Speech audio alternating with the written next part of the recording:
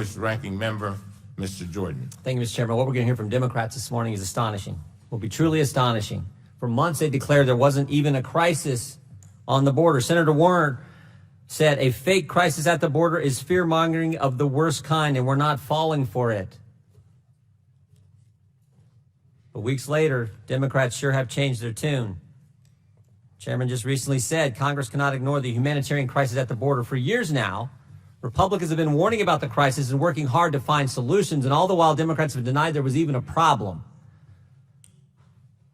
This is not about politics. It's always been about preserving the integrity of our border and preventing the humanitarian crisis that we are all now witnessing. Democrats are in charge here. They set the agenda. The chairman could have had this hearing on a border crisis in January. He could have had one in February or March or April. Instead, prioritize political hearings like the hearing we first had, Michael Cohen, months and months ago. Think about this. The president made his emergency supplemental request only 2 days after that hearing. We knew even then that it was urgent. Instead of giving a platform to a convicted felon, we could have come here to address the border crisis. Only now the situation has reached the point that Democrats cannot ignore it. They finally decided to acknowledge that there is, in fact, a real crisis on the border.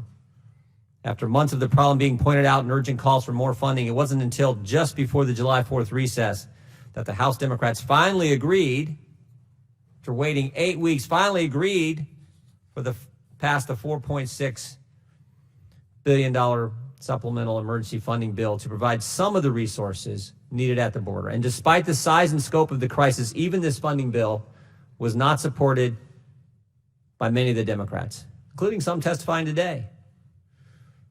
Once again, they would rather play politics with the border than work on solutions. They've now gone from denying that there is a crisis to accusing those working to stop it, our border agents, of actually creating a culture of cruelty, as some have said. Just yesterday, the chairman of the House Judiciary Committee gratuitously and erroneously accused our Border Patrol agents of committing negligent homicide. I was in the hearing when he said it. The reality is that our border agents are working tirelessly on the crisis, which they did not create, and are lacking funding and resources from the very Democrats who are attacking them. You can't vote against funding for a crisis and then, fiscal year 2019, more than 688,000 illegal aliens, including nearly 133,000 in May of 2019 alone, were apprehended between ports of entry along the southwest border, an increase of 80,000 since October of 2018. And while historically most immigrants were single adult males, 72% of all border enforcement actions in the last month were directed to unaccompanied alien children and family units. Fabricating stories of cruelty and besmirching the hardworking civil servants who are protecting the border and providing humanitarian assistance does nothing to help solve the problem. Putting a Band-Aid over the border crisis like we did 2 weeks ago does not fix the root causes. Democrats are serious about solving the border crisis, and let's address the Flores settlement agreement. Let's address asylum loopholes and the other statutory and judicial constraints that incentivize aliens to make a dangerous journey to the United States. Most of all, they must stop obstructing the border security wall.